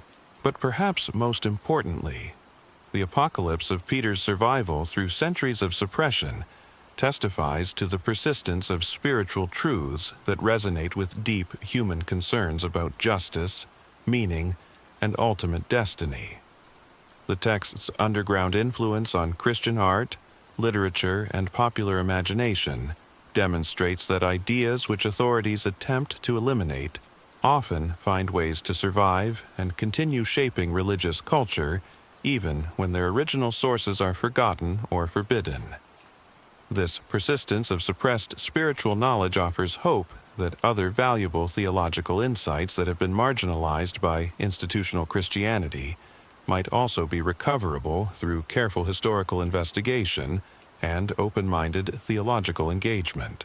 The rediscovery of the Apocalypse of Peter represents just one example of how suppressed wisdom can emerge from historical obscurity to enrich contemporary spiritual understanding. The theological treasures contained within this remarkable document continue to challenge and inspire readers who encounter its vivid descriptions of divine judgment and eternal destiny. Whether or not one accepts its specific claims about punishment and reward, the Apocalypse of Peter's fundamental insight that human moral choices have consequences extending far beyond earthly existence remains profoundly relevant to contemporary spiritual and ethical reflection. The text reminds us that questions about divine justice, human responsibility, and eternal meaning are too important to be left entirely to institutional authorities, however well-intentioned they may be. The Apocalypse of Peter's preservation through centuries of official neglect testifies to the human need for concrete, meaningful ways of understanding how our choices matter in the larger cosmic drama of existence and redemption.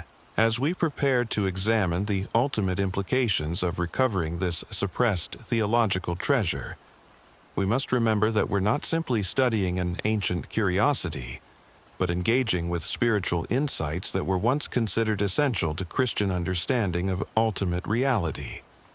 The questions raised by Peter's apocalyptic visions about the nature of divine justice and human destiny continue to demand serious theological attention from contemporary believers who seek authentic spiritual understanding rather than comfortable religious platitudes. The journey through this forbidden text has revealed layers of theological sophistication, historical suppression, and continuing relevance that challenge assumptions about early Christian thought and contemporary religious understanding alike. What emerges is not just the story of one lost manuscript, but a window into fundamental questions about spiritual authority, theological diversity, and the human quest for meaningful understanding of our ultimate destiny that transcends the boundaries of earthly existence. The implications of recovering the Apocalypse of Peter extend far beyond academic curiosity or historical fascination. When we examine this text alongside other early Christian writings that were marginalized or suppressed, a disturbing pattern emerges. The same institutional forces that removed Peter's vivid apocalyptic visions from circulation also worked to eliminate other perspectives on divine judgment, spiritual authority, and the nature of salvation itself that might have challenged developing orthodoxy. Consider the broader manuscript evidence from the first 3 centuries of Christianity. Alongside the Apocalypse of Peter, early Christian communities treasured texts like the Gospel of Thomas, the Shepherd of Hermas, the Epistle of Barnabas, and dozens of other works that claimed apostolic authority and contained teachings that differed significantly from what would eventually become canonical Christianity. These weren't fringe documents produced by heretical sects. They were mainstream Christian literature read in worship services, quoted by respected church leaders and considered authentic expressions of apostolic teaching. The systematic suppression of this diverse theological literature reveals something profoundly disturbing about how institutional Christianity developed its doctrinal positions. Rather than preserving the full spectrum of early Christian thought about divine judgment and eternal destiny, church authorities made calculated decisions to eliminate perspectives that threatened their vision of unified, controllable religious orthodoxy. The Apocalypse of Peter became a casualty in this broader campaign, not because it lacked spiritual value or historical authenticity, but because its theological implications posed specific threats to the kind of institutional Christianity that was emerging in the 4th and 5th centuries. Its detailed descriptions of proportional justice, its educational understanding of divine punishment, and its hints about possible post-mortem redemption all challenge the simplified categories of saved versus damned that church leaders wanted to establish as unquestionable doctrine. But here's what makes the suppression of Peter's Apocalypse particularly significant for contemporary believers. The text wasn't eliminated because it contradicted clear biblical teaching about the afterlife. The canonical New Testament actually provides relatively little specific information about the mechanics of divine judgment or the nature of heavenly reward. The Gospels speak in parables and metaphors. Paul's letters focus on salvation through faith rather than detailed descriptions of eternal consequences. Even the book of Revelation, with all its apocalyptic imagery, remains largely symbolic rather than concrete in its depictions of final judgment. The Apocalypse of Peter filled this informational void with systematic, detailed revelations about how divine justice actually operates in the afterlife. It provided early Christians with concrete answers to questions that canonical Scripture left largely unanswered. This made it valuable to believers seeking understanding, but dangerous to authorities who preferred maintaining control over theological interpretation. The process by which this valuable resource was eliminated reveals patterns of institutional manipulation that contemporary believers should recognize and resist. Church authorities didn't simply declare the Apocalypse of Peter heretical and forbid its reading. Instead, they employed sophisticated propaganda techniques designed to gradually erode its credibility and influence without creating martyrs or generating sympathy for suppressed knowledge. First, they questioned its apostolic authorship, raising doubts about whether Peter actually wrote the text. This approach allowed them to marginalize the document without directly attacking its theological content. They could claim to respect its spiritual insights while undermining its authority as authentic apostolic teaching. Second, they controlled manuscript production, ensuring that copies of the Apocalypse of Peter became increasingly rare, while canonical texts were reproduced and distributed widely. This created practical barriers to accessing the text that gradually eliminated it from popular circulation. Third, they redirected theological education away from texts that raised uncomfortable questions about divine justice. Seminary curricula that ignored suppressed works ensured that future church leaders wouldn't know to seek them out or value their insights. Fourth, they promoted alternative texts that addressed similar themes in ways that were more acceptable to institutional authorities.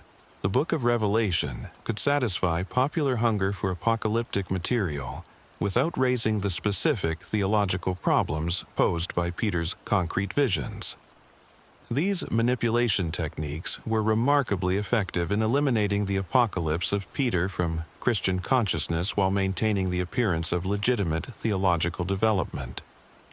Most contemporary Christians have no idea that such an influential text ever existed, much less that its suppression represented a calculated campaign to control theological discourse. The success of this ancient propaganda campaign should serve as a warning to modern believers about how institutional religious authorities can manipulate information to serve their own interests rather than preserving authentic spiritual truth. The same techniques used to marginalize the Apocalypse of Peter continue to operate in contemporary religious institutions whenever challenging theological perspectives emerge that threaten established orthodoxy. Understanding how the suppression worked also reveals possibilities for resistance. The Ethiopian Christian community that preserved complete versions of the Apocalypse of Peter demonstrates that suppression campaigns can be defeated when believers maintain independence from centralizing religious authorities. Communities that value theological diversity over institutional unity can protect suppressed knowledge through periods of official persecution. The underground influence that Peter's apocalyptic visions maintained through artistic and literary traditions shows another form of resistance to theological suppression. Even when authorities successfully eliminate texts from official circulation, the ideas they contain can survive in visual art, dramatic performances, and popular culture that operate outside direct institutional control. Modern technology creates unprecedented opportunities for defeating suppression campaigns before they can eliminate valuable theological resources. Digital preservation, global communication networks, and decentralized publishing platforms make it much harder for institutional authorities to control access to challenging religious texts. The rediscovery and republication of the Apocalypse of Peter through scholarly research and online distribution demonstrates how suppressed knowledge can emerge from historical obscurity to enrich contemporary spiritual understanding. But recovering suppressed texts is only the beginning of addressing the theological impoverishment that resulted from ancient suppression campaigns. Contemporary believers who encounter the Apocalypse of Peter must also grapple with the challenging questions it raises about divine justice, human responsibility, and eternal destiny that mainstream Christianity has avoided for centuries. The text's sophisticated understanding of proportional justice challenges simplistic concepts of divine punishment that reduce eternal judgment to arbitrary divine wrath or capricious supernatural vengeance. Peter's visions reveal a cosmos where moral actions generate spiritual consequences according to precise metaphysical laws that demonstrate the inherent justice of divine moral order. This understanding has profound implications for how Christians should think about earthly suffering, social justice, and moral responsibility.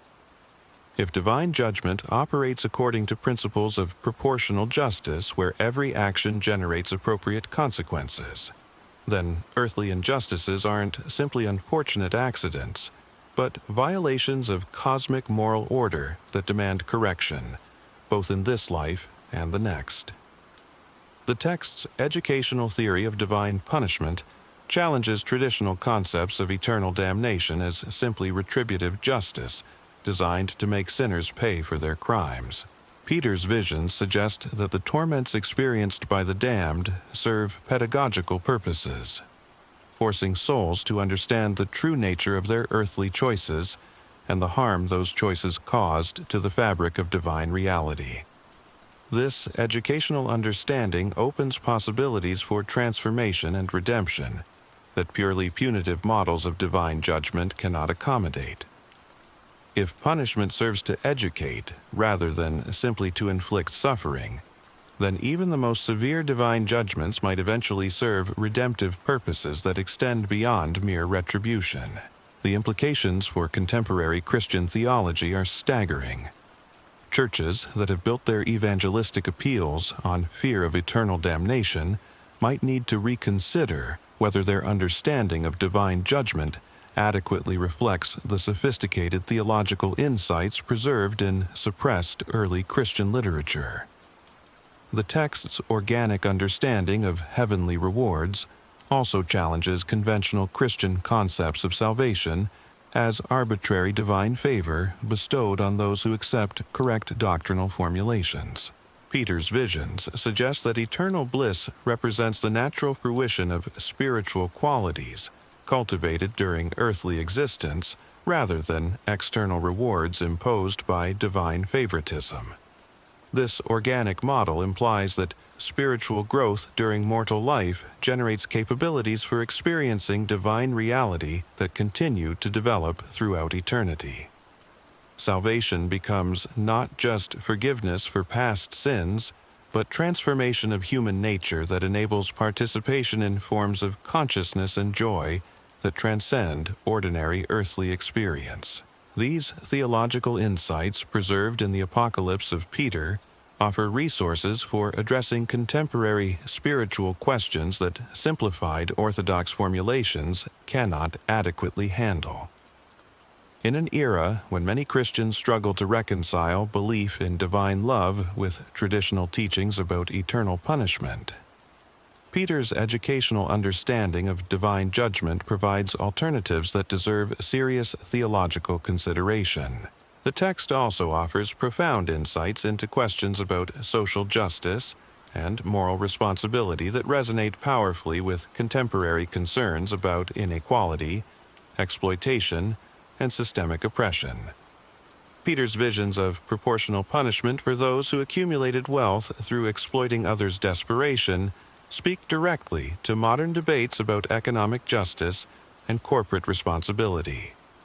The specific torments described for usurers who charged excessive interest on loans to desperate borrowers provide a theological framework for understanding why predatory lending practices and exploitative economic systems generate spiritual as well as material consequences. The text suggests that economic crimes against the vulnerable create spiritual corruption that extends far beyond immediate material harm. Similarly, the punishments described for those who abandoned vulnerable family members or failed to care for widows and orphans establish divine judgment as fundamentally concerned with how human beings treat the most vulnerable members of their communities. This emphasis on social responsibility as a matter of eternal significance challenges individualistic interpretations of Christianity that focus primarily on personal salvation while ignoring systemic injustice. The text's treatment of gender and sexuality, while reflecting the cultural limitations of its historical period, also provides insights into how divine justice addresses violations of trust and commitment in intimate relationships. The specific punishments described for adultery and sexual exploitation suggest that violations of sacred bonds generate spiritual consequences that extend far beyond immediate relational damage. These theological perspectives, preserved in the Apocalypse of Peter, demonstrate that early Christianity possessed sophisticated resources for understanding the relationship between earthly moral choices and eternal spiritual consequences that were largely eliminated when the text was suppressed. The recovery of these insights through modern scholarly research creates opportunities for theological renewal that could enrich contemporary Christian understanding of fundamental spiritual realities. But engaging seriously with Peter's apocalyptic visions also requires confronting uncomfortable truths about human nature and divine justice that contemporary religious discourse often avoids or minimizes. The text's graphic descriptions of punishment aren't simply primitive religious imagination running wild. They represent serious attempts to understand the true spiritual consequences of moral choices that transcend the limited perspective of earthly existence. The psychological impact of encountering these vivid descriptions reveals something important about human spiritual needs that institutional Christianity may have underestimated in its eagerness to present more palatable versions of divine truth. The terror and awe that the Apocalypse of Peter inspires in readers represent appropriate responses to the magnitude of spiritual realities that transcend ordinary human comprehension. This recognition challenges contemporary tendencies to sanitize religious teaching in ways that eliminate psychological discomfort or intellectual challenge. Authentic spiritual growth may require confronting difficult truths about the ultimate consequences of human choices that comfortable religious formulations systematically obscure.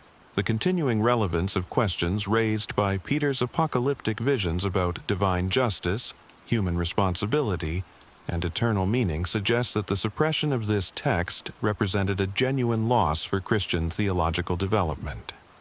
The sophisticated understanding of proportional justice, educational punishment, and organic spiritual growth preserved in the Apocalypse of Peter offered early Christianity resources for addressing fundamental spiritual questions that simplified orthodox categories could not adequately handle.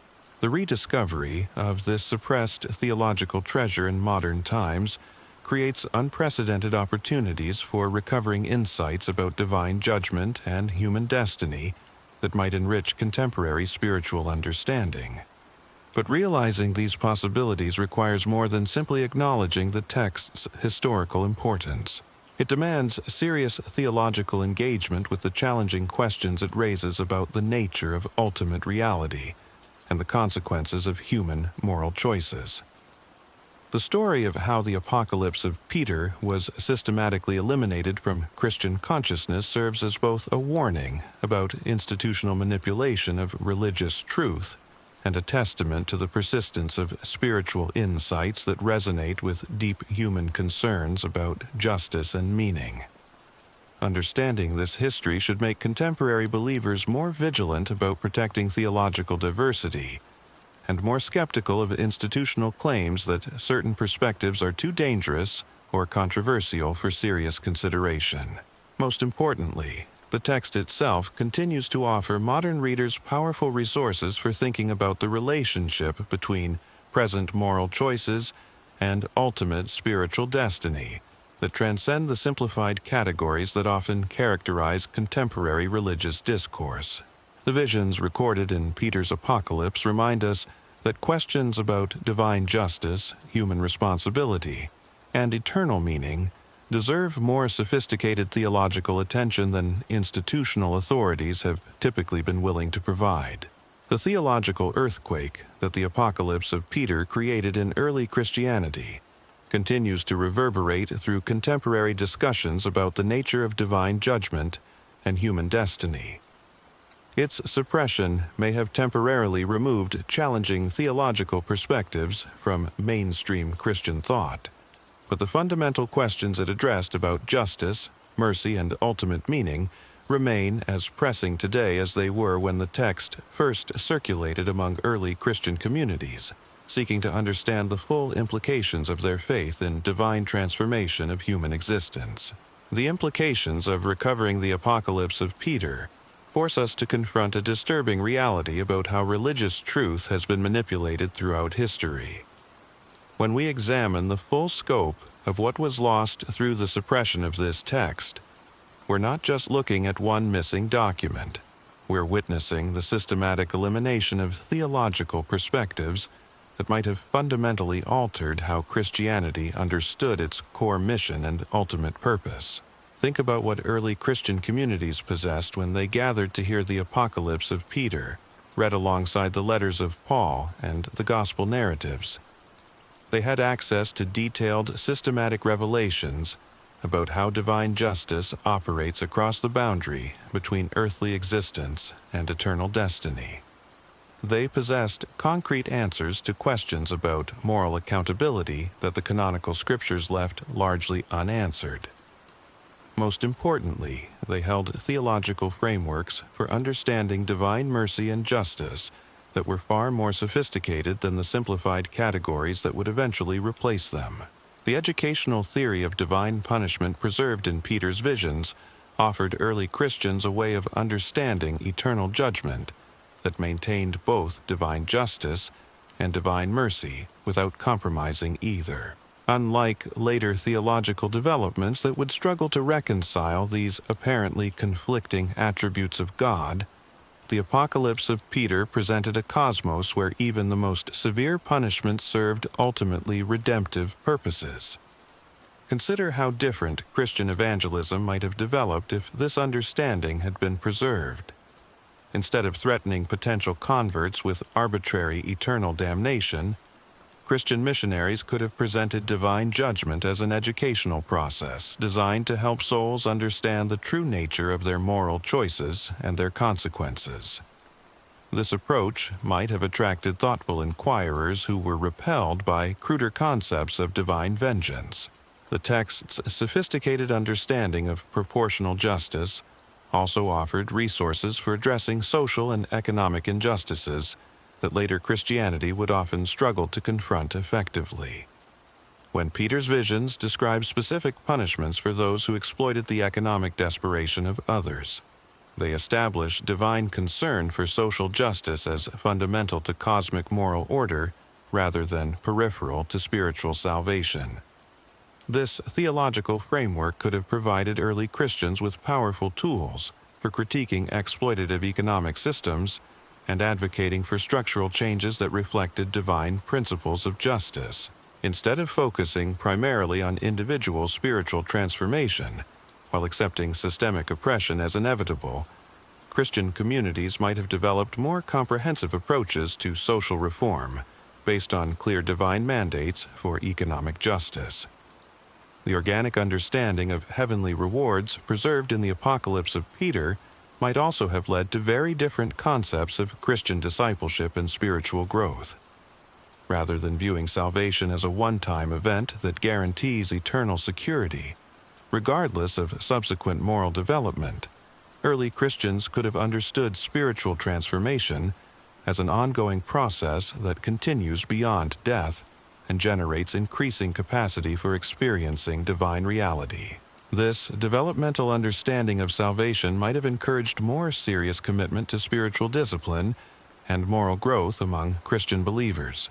If heavenly rewards represented the natural fruition of spiritual qualities cultivated during earthly existence, then every moment of moral choice would carry eternal significance for the believer's ultimate capacity for divine joy and understanding.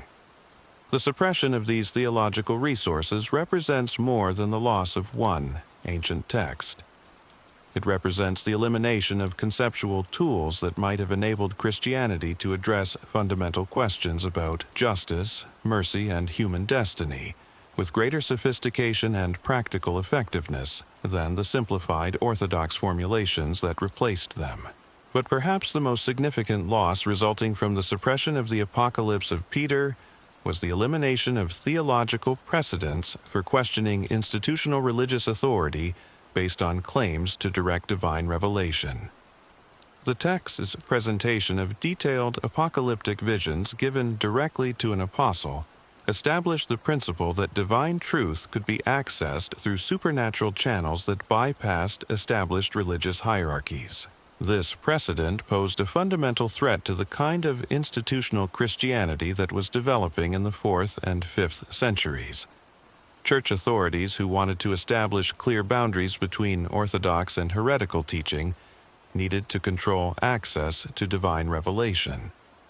texts that claimed direct apostolic authority for perspectives that challenged developing orthodoxy could not be allowed to circulate freely without undermining the entire project of doctrinal unification. The successful elimination of the Apocalypse of Peter from Christian consciousness thus established crucial precedents for institutional control over theological discourse that would shape Christianity for centuries to come. The techniques used to marginalize Peter's visions would be refined and redeployed whenever challenging spiritual insights emerged that threatened established religious authority. Understanding these historical precedents becomes crucial for contemporary believers who encounter religious institutions exclusive making claims about divine truth. The story of how the Apocalypse of Peter was systematically suppressed reveals patterns of institutional manipulation that continue to operate in religious contexts whenever modern authorities encounter perspectives that challenge their preferred theological positions. So, there you have it. The Apocalypse of Peter, a text that nearly shaped the very foundations of Christian belief about the afterlife, systematically erased from history by those who feared its power to challenge their authority. We've uncovered a document that offered early Christians sophisticated theological frameworks for understanding divine justice, detailed visions of proportional punishment and heavenly reward, and educational theories of eternal judgment that mainstream Christianity abandoned in favor of simplified orthodox formulations. This wasn't just another ancient manuscript lost to time. This was a deliberate campaign of suppression that eliminated theological resources, which might have fundamentally altered how Christianity understood its mission and purpose. The same institutional forces that buried Peter's apocalyptic visions continue to operate today whenever challenging spiritual insights threaten established religious orthodoxy. But here's what they couldn't destroy completely. The underground influence of these forbidden visions persisted for over a millennium through art, literature, and popular culture. From medieval mystery plays to Gothic cathedrals to Dante's Inferno, the suppressed theology of the Apocalypse of Peter continued shaping Christian imagination about divine judgment long after church authorities had removed it from official circulation. The rediscovery of this text in modern times offers unprecedented opportunities for theological renewal. Contemporary believers who encounter these ancient visions find themselves confronting questions about divine justice, human responsibility, and eternal destiny that sanitized religious discourse has systematically avoided. The terror and awe that Peter's apocalypse inspires aren't negative emotions to be eliminated. They're appropriate responses to spiritual realities that transcend ordinary human comprehension. What we've uncovered tonight challenges everything you thought you knew about early Christian beliefs and forces. Uncomfortable questions about how religious truth has been manipulated throughout history. The systematic suppression of the Apocalypse of Peter reveals patterns of institutional control that contemporary believers should recognize and resist. When authorities claim certain theological perspectives are too dangerous for public consideration, remember what happened to Peter's visions of divine judgment. The questions raised by this forbidden text about the relationship between earthly choices and eternal consequences remain as pressing today as they were in the 2nd century.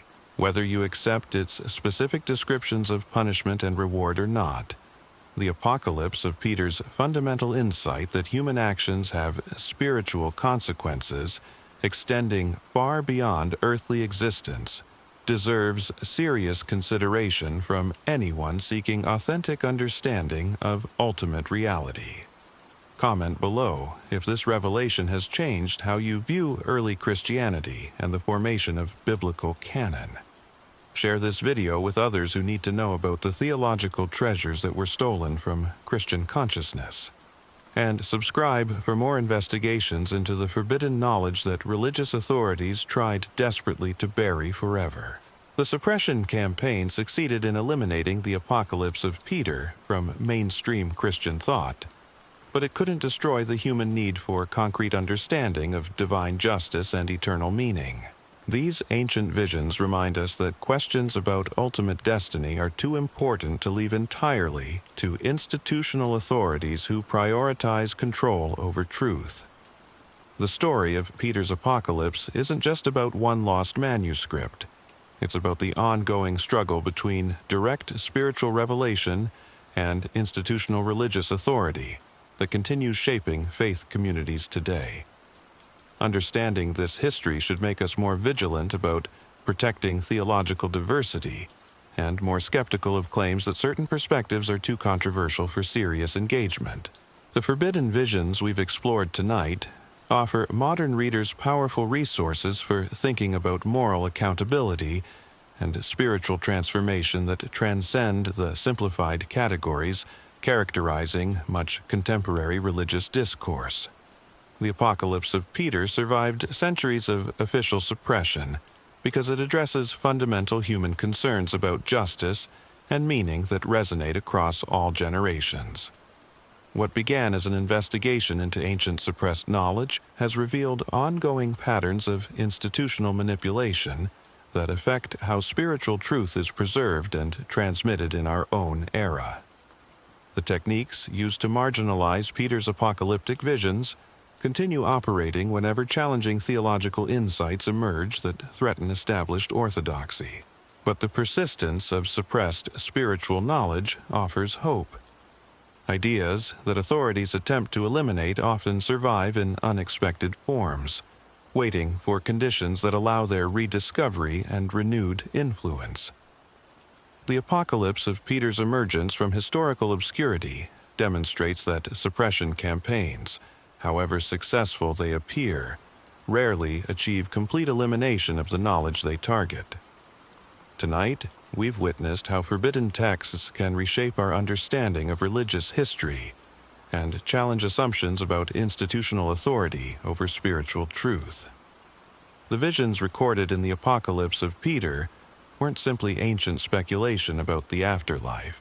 They represented sophisticated attempts to understand how divine justice operates in relation to human moral choices, questions that remain as relevant today as they were when early Christian communities first encountered these powerful revelations.